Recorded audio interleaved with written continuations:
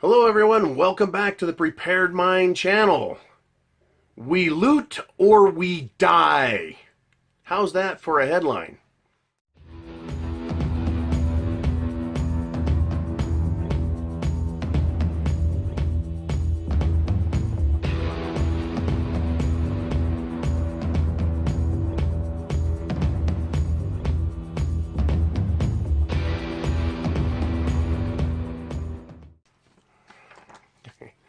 Welcome back to Patreon, everyone.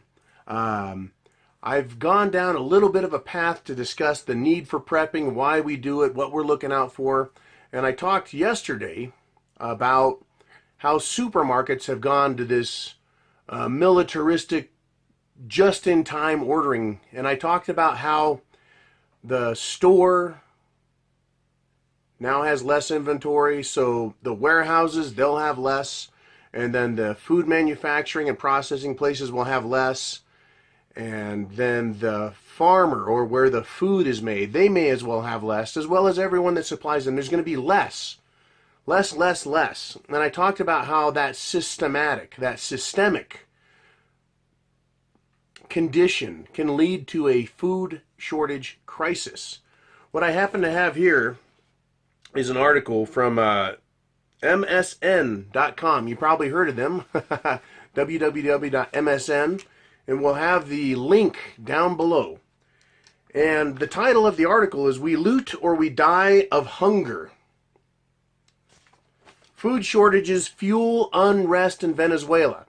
Now, to me, Venezuela, it is crazier for me to believe that they have been in a super slow-mo gradual slide down into SHT. I mean, it's bizarre to me. These people in Venezuela are amazing. The character of these people, in my opinion, and I'm not being facetious, is amazing. That they've been in this kind of dire straits. That their money and currency is impossibly worthless and they can't get it. There's an economic warfare sanction game being played with them by the United States government and other governments to economically punish them because of whoever their president is, Maduro. You know, the problems they have because they're socialist or communist. They don't want to play games. You know, the Venezuelans, I think, are one of the countries that don't have a Rothschild-based bank system. They don't have a centralized banking authority, so they're being punished a lot like Iran and North Korea. You know, whatever the reasons are, they've been cut off from the world. You know, I watched an interesting boating show on Curacao, which is a small island to the northwest of Venezuela. And people went to the farmer's market on the dock, and there was a boat from Venezuela with food. So they have food in Venezuela, and they were sending it somewhere else so they could get cash. You know, valuable something. It's very interesting what's going on in Venezuela. And it's been very slow. But they're getting there now. So I wanted to read this news article to you and talk to you a little bit about it so we can think about it as preppers here. What can we expect? What could happen? Will we see these sorts of things happening? As preppers, how do we protect ourselves? You know, by having this as part of our plan, understanding it. So let's get into it. First, I'll show you a picture of this store. Right, there's some people outside the store. They just got done looting it. It says, amid desperate food shortages, Venezuelans are picking up new survival skills. They're calling this looting a survival skill. So, you know, it makes you want to cry. I think we are headed for chaos, says Anatael on a telephone interview. They're heading for chaos. Again, these people are so well behaved. They're running out of food. They have been running out of food. Fortunately, they live in a very comfortable climate. There's a lot of natural resources, and they're eating everything they can. But they're running out of food. What that tells me is that they don't create enough food in their country to feed them. But I've got some more insight about that now. But let's go back to that picture. Angry about supermarket shelves and skyrocketing prices. Some people are breaking into warehouses, ransacking food trucks, and invading outlying farms. So when they say people are breaking into warehouses, they are. That picture, it's kind of a warehouse. They're ransacking food trucks. People cannot get food. They have no cash. Their cash is worthless. This is a situation that could happen here in the United States. And it's happened all around the world at different times and in different places. When there is so much printed currency that the government uses to pay its bills, there's a flood of currency on the market, causes inflation, hyperinflation. And it can take, a week? It can take a year. In Venezuela's case, it's taking years to get there. Their money isn't worth anything. And I talked about several weeks ago, a woman went to an ATM in Venezuela, waited 30 minutes, got 5,000 bolivars out. Unfortunately for Venezuelans, 5,000 bolivars is about 5 cents, literally a nickel. What can you buy with a nickel, and why would you spend half an hour trying to get one? Bad news, right? And they're invading outlying farms. There was a video, went viral several days ago. Down in Venezuela, a bunch of people jumped a fence, about 18 people. I'm just going to throw that number out there. Maybe it was 15, maybe it was 21. But what they did was there was a cow in this field. The cow was just grazing, minding its own business, and they started harassing it until someone clocked it on the head and the cow fell over, and they all jumped on it and slaughtered it. They're that hungry, right? That's what they're seeing this cow, hundreds of pounds of meat. And they're hungry. They want to eat, so they had to do this. That's not the situation that I want to find myself in, or my community, and certainly not my nation. But for me personally, I don't want to be anywhere near people where they're so hungry that they start taking these kinds of actions. So the news article goes on to say, recent headlines from Venezuela read like notes from the apocalypse. That is not a nice way to start a series of descriptions. But the apocalypse, that's one of the nicknames I have for SHTF. Armageddon, right? The end of the world as we know it. The apocalypse. It's not a good thing. So on Margarita Island, which normally would sound like a fun place to be, dozens of people waded into the ocean and forced their way aboard a fishing boat so they could get what the guy caught. Essentially, they're stealing from each other. Those who have are being robbed systematically. In the city of Maracay, just west of Caracas, thieves broke into a veterinary school, stole 2 pregnant thoroughbred horses, and slaughtered them for meat. 2 horses, that's a lot of meat, especially thoroughbreds. I used to own one of those, or I own 50% of one. Actually, I don't own any of it. Never did. I discovered. I just fed it for 23 years. All right, so not to digress any further, they slaughtered them for meat. These are basically someone's racehorses, pets. A recent video from the western state of Merida shows a group of people cornering a cow and stoning it to death, while people chanted, "We are hungry." The people are hungry. So that's where they're at down there. They're eating anything they can catch. Dogs, cats, rats, horses, cows, of course, fish. I noted earlier that they ought to go after all the iguanas. I'm sure iguana meat's going to be on the menu. Anything they can catch because they're that hungry. Now, President Nicolas Maduro blames the country's woes on an economic war against his government by right-wingers and foreign interests. I believe that's true. There's an economic war. And it's being fought around the world. He's not the only country in the middle of it. Iran is managed with their oil to do oil for food and keep their necks above water. For some reason, Venezuela is messed up. Now, this is where I get into the discussion about There's a crisis with food. There's a crisis with money in Venezuela. What do? Well, the government, when they take action, they can take action that's helpful or they can take action that's unhelpful. It's my opinion that Maduro has taken action that has been unhelpful. Let me read a little bit of what they're saying he's done. He's disrupted domestic food production by expropriating farms and factories. Basically, he nationalized them. He communized them. How can that help? He put on price controls. Now, we've had price controls in America, right? Price controls. They want to set the price at a certain level. Well, as hyperinflation occurs and it costs you more money to get things, but you're not allowed to sell your product, you get something bad. And this is what they say. Price controls designed to make food more widely available to poorer people have had the opposite effect. Many prices have been set below the cost of production, forcing food producers out of business.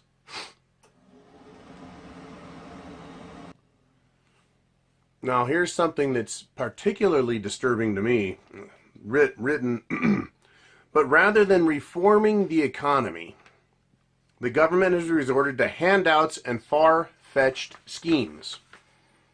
I can think back to 2008, then again into 2012, when our government resorted to handouts and far-fetched schemes. One of them was called TARP money and a bailout. The other one was called quantitative easing. One was a handout, and the other was a far-fetched scheme. Only that was to help others, right? That paid off others. It's paid off corporations. It's paid off the bankers. But it is a far-fetched scheme because our nation right now, if we have a stock market bubble pop, correction, whatever you want to call it, in one or more sectors, it could lead to all of them seeing a correction. Now, I know we have the plunge protection team in place, right? That is to say that when there's a collapse or there's movement starting negatively, there's a secret fund that goes in and buys up that sector of the economy. They keep it from falling, in other words. They needed to have that because they can't have the U.S. falling down. You know, I don't want everything to collapse, but sooner or later, right, you run out of fingers to stick in the holes in the dikes. So, people have breaking points. Governments have breaking points. You know, the people say we loot or we die of hunger. They have breaking points, right? Another part of this article that was interesting is, in a lot of cases, the police and the military are within visible distance of these activities going on. A food truck being stopped by a group of people and then looted while the driver sits there. What's he going to do? He can't fight off 20, 30, 50 people. The police and the military aren't taking any action. Is it because they're going to get a portion of that food? Is it because they've been ordered not to do that? There's a lot of strange things going on in Venezuela. A lot of unnerving things as far as I'm concerned. You know, one of the things that really upsets me is nobody else is trying to help the people of Venezuela that I know of. And maybe there's stuff going on. Maybe there are boatloads of food being sent there. But it's got to be going somewhere. If they sent enough food down to give them relief, right, the government can't have it all or it'll spoil, right? So it seems to me like there's a concerted effort to totally crush Venezuela. And like I said, the people there are behaving very well. Remarkably so, considering the circumstances they're in. Now, let's just put the shoe on the other foot and say, here in the United States, if our money became worthless, how would people in a hyperinflation scenario go about buying food? You know, when we look at the actual mechanics, what are some of the efforts people would try? They would try getting all the cash they can, but if food and everything was priced out of their range, what would they do? They would, trade? They would start bartering? Is that what they would do? Or would they just go instantly right to looting? You know, how involved would the government get? We talked about what they're doing in Venezuela. They're really not getting involved in stopping these people. Would the government, meaning law enforcement here in the United States, would they get involved? Would the government control the warehouses and step back from the retail outlets and go to the warehouse side? You know, the major warehouse, the food producers. Would the government protect those entities here in the United States? What would that do to you and your plan for getting food in an economic collapse?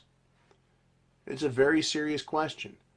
If the money we have is declared worthless or proven to be worthless, that is, you know, what's $100 to me? I want $1,000 for that loaf of bread, right? And they're more than willing to kick it over because they're hungry and they can't get food anywhere else. That's when we look at that situation. I don't want to be anywhere near that store, that section of town. I don't want to be near people who are that desperate. That's how I think of it. I don't want anywhere near that. And that's why I'm a prepper, and I'm pretty sure that's why you're a prepper. And people who say these sorts of things can't happen. Not today. Well, they're happening right now. And things like this have happened in other countries recently. And I mentioned Iran earlier. Iran has had some tough times, and they've fought through them, and they've struggled and worked their way around. For some reason, Maduro and Venezuela have cut their own oil production. That's how they make their money. I don't have any idea why they would do that. You know, I don't know what the mitigating circumstances are that are keeping them from that, but it's happened. And if they can have that type of collapse, what if we have something like that here in America? Or anywhere in the world? You know, when there's an energy issue, when there's a food issue, right? These cornerstones, these foundational pillars of a civilization, energy, oil, fuel, right? Food, water, it's just needed. It has to be provided, or people go into basically survival mode, right? As the headline reads, right? It's we loot or we die of hunger. In the United States, we can't go out into the forest and go grab a bunch of bananas, right? People don't understand. One of the proposed projects or concepts the government in Venezuela had was start growing vegetables on your roof, on your balconies, have chickens and rabbits, and start breeding them for meat. They're not pets, and I'm sure people figured that all by themselves. Start growing your own food. Here in the United States, if you try growing a garden in many areas right now already, the government will come by and fine you. If you collect your own rainwater, you'll get in trouble. And to me, that is unconscionably evil for any government to say the water that lands on your property you can't touch. The water that falls from the sky doesn't belong to anyone other than the sovereign, the city, the state, the county, the feds, whatever. But for them to say you can't grow your own food is unconscionable. Now down there, it's so bad, they're recommending people to do that. I'm thinking, why hadn't they already thought of that themselves? You know, but I'm sure they had. But this, I mean, it's again, it's an example of the government. Too little, too late. Gee whiz, you think we should eat our rabbits and breed them? You think we should grow our own vegetables? Really? You think that's a good idea, government? Right, we tried that 8 months ago when we were running out of food. They can't produce enough, fast enough, right? If your whole economy was based on rabbit meat, sure, there'd be plenty of rabbits. But they don't have a rabbit-based economy there. They had an oil-based economy. But this is what we're looking at. The potential for this in Venezuela to happen here in our home country. It can happen. We can have an economic collapse. For whatever reason, and we've talked about it a number of different ways. We can have an energy crisis. For whatever reason. Whether it's the refineries being blown up, the grid coming down, as in no electricity for refining, or maybe some rogue nation, to be unnamed on this channel, starts sinking more oil tankers. You know, we have an energy crisis. With no energy, you can't have food, you can't have water, you can't have civilization, right? When transportation was based on the horse and your food production was based on your garden and what's in your barn, when it was simple and you took care of things yourself, in other words, you didn't have to rely on everyone else in the world. The civilization we have now rests on some very important legs. And without them, we're on our own. And nobody in this country except preppers and a few others are capable of living on their own. That is, not needing everyone else. That's why we have food and water. That's why we think about shelter and clothing. Medicine and self-defense, all of those things, if we as preppers take care of them ourselves, we can withstand for as many months as we're prepared, that is, with food, to survive and deal with a collapse, a reset, a major crisis. Venezuela? No, they're like every other country. They're like our country. The people are not predisposed to thinking about taking care of themselves. Being a prepper doesn't mean you're crazy. Being a prepper means you understand what's going on in the world and you see the potential for that happening to us. And as a prophylactic measure, we've taken these steps: food, shelter, water, clothing, medicine, means of self-defense, and a plan. And it doesn't take all day, right? I'm not a crazy lunatic that sits around thinking about this all day. I pick up the internet and I look at the internet and I go, hey, look at that story. Ties right in with prepping. Right? I don't have to think about this 24/7. Other people, they don't even think about it at all. It took a long time to get prepared fully. But some people haven't taken step one to get prepared. That's what's going to happen when we have a crisis here. A hurricane creates crisis scenario. Thankfully, there's help that's sent on the way. We donate money, we donate materials, we donate time, depending on where we're at and what resources we have available. But if we have a national crisis, the way Venezuela has, even a major regional crisis, that means shit is hitting the fan. That means it's very similar to the apocalypse. How did they write that? Yeah. Headlines read like notes from the apocalypse. We had that here with Hurricane Katrina. The things that were going on that both private individuals and the government were doing read like the apocalypse. It was horrifying to hear what was going on down in New Orleans. So what do I say? You've got to be prepared. You've got to understand the potential for this to happen. Understanding your area. Kind of like the that shit rolls downhill video I did. Understanding the area you live in is critical so that you can see how any one of those sectors, if something goes wrong with it, you can see how it affects your world. Right? If there's no food, what happens in your world? If there's no electricity, what happens in your world? If there's a war that breaks out, how does that affect your world? What type of people? Because they're the big X factor when you get down into, well, we're down to just my world now. No longer can I worry about food or this or that or everything else. I have to take care of myself. In my world, what type of people are there and what are they going to do? Are they going to be complete shitheads? Or are they going to be like these Venezuelans that do their very best, but eventually they start taking other people's property. They start robbing other people. They start harming other people in order to fend for themselves. Is that going to take the United States of America a day, a week, a month? Are the people of Venezuela better behaved than we are?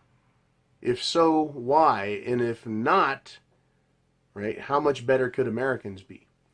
The only thing you and I can do is get prepared.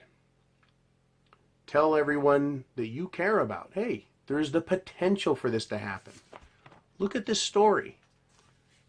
They have a problem with their economy, and this is what happened. And the government takes bad steps, and this is what happens.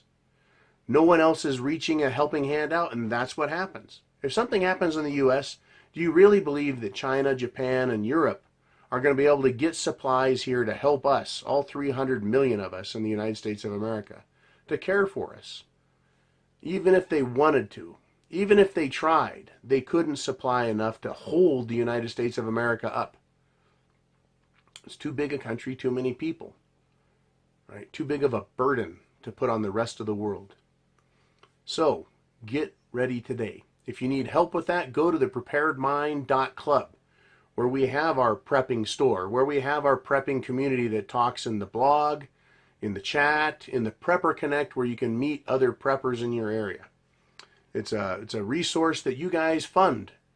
You fund it by buying things at the club store there. That's what helps pay for everything and pay for the people that take care of that site.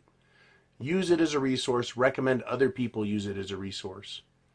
And in addition to that, get books there on gardening and small animal farms, right? Because that's what Venezuela's been told to do. Hey, get your act together, get a vegetable garden, get some chickens or rabbits or something, and start doing something. Right? That's a lesson to us. Don't wait till the emergency is upon us before you start doing something. You guys are great preppers already, and I know it. You're over here on Patreon with me, and I appreciate that. We all appreciate it. But it's something we need to take into consideration. And could this article help someone you know go, you know what? I think you're right. I think I'm seeing enough of that now. And then you've done a good job. So you guys be cool, right? Godspeed to you all. Chance favors, the prepared mind is yours. And I'll talk to you tomorrow. Keep an eye out. It's going to get even crazier out there. You guys be cool.